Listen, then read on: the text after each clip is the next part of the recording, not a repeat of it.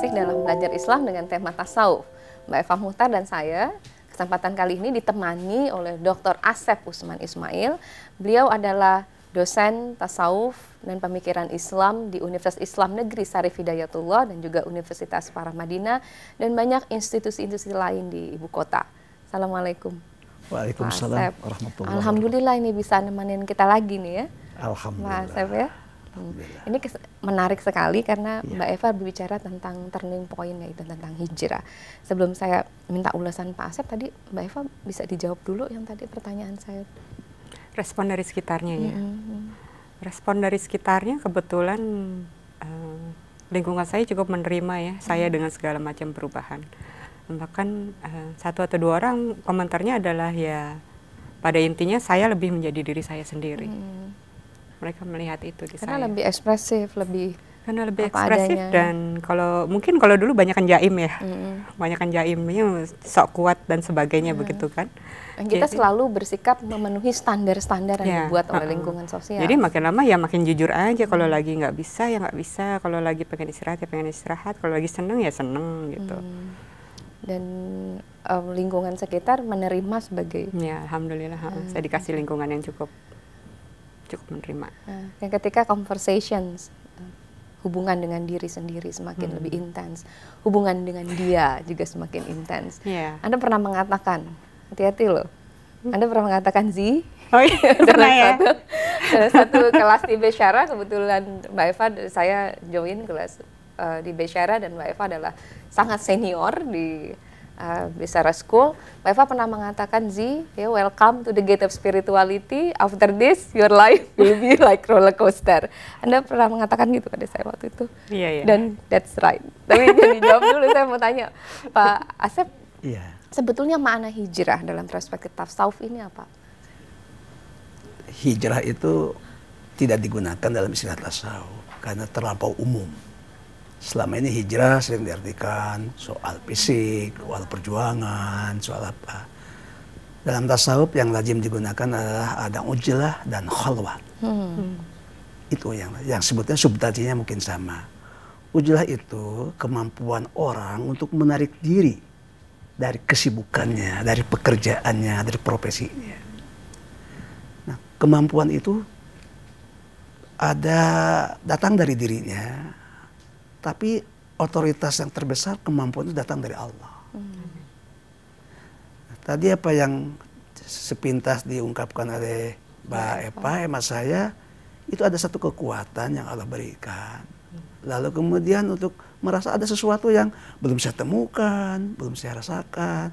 Mungkin makna hidup atau hidup yang bermakna belum ditemukan. Lalu mengambil kekuatan itu untuk melakukan ujlah. Menarik diri dari pekerjaan.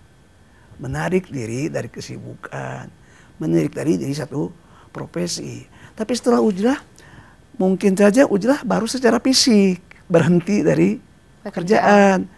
Belum melangkah kepada dunia spiritual.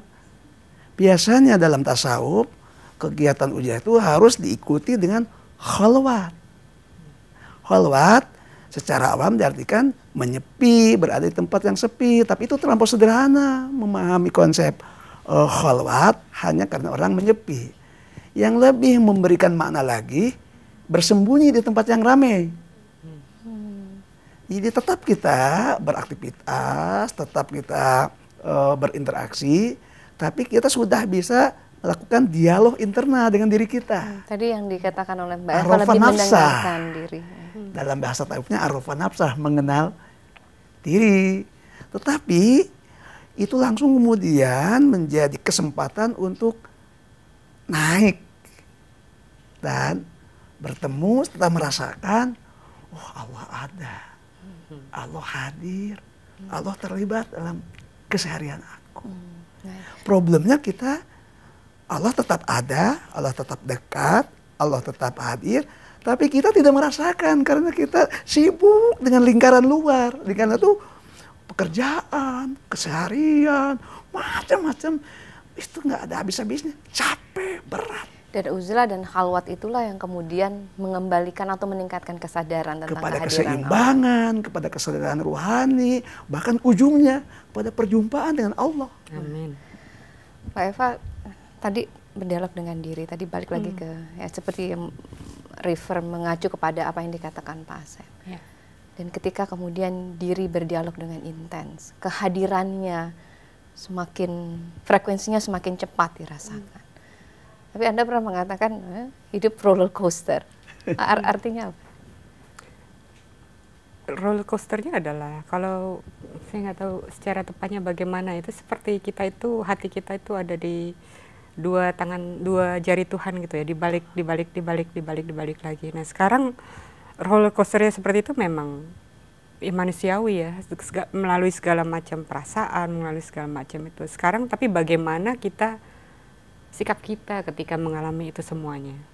Seperti yang Bapak bilang tadi kan ya Pak ya, kita tetap hening walaupun di dalam keramaian.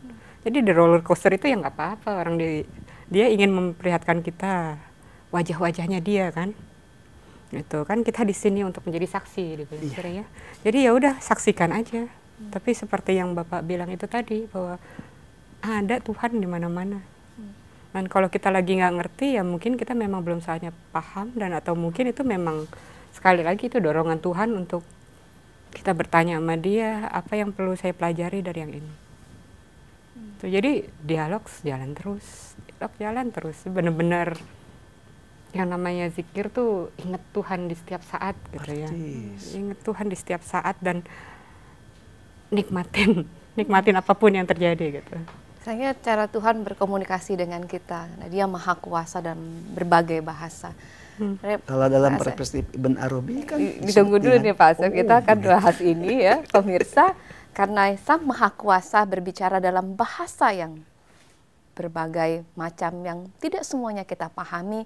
Satu saat Dia berkomunikasi dengan kita dengan angin yang semilir sepoi-sepoi, membuai dan menghantar kita ke peraduan. Kadang-kadang dengan badai, tsunami, dan topan. Dan bagaimana kemudian bisa melihat kasih Tuhan dalam setiap cara Dia berkomunikasi dan hadir dalam hidup kita. Kita akan angkat dari perjalanan Eva Muchtar bersama Pak Asep.